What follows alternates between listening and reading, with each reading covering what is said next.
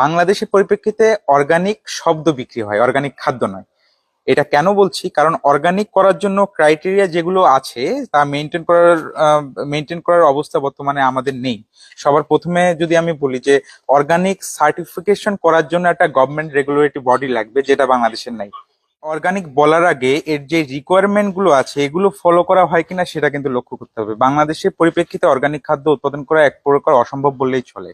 কিছু কিছু অর্গানাইজেশন আছে যারা খুব ভালো কাজ করছে, অর্গানিক নিয়েই কাজ করছে। আমি এরকম দু একটা কোম্পানিকে চিনি, বাট তারা কিন্তু সার্টিফাইড হয়ে এসেছে বাইরে থেকে, ইউএসডিএ থেকে, এফডিএ থেকে তারা কিন্তু সার্টিফাইড হয়ে এসেছে।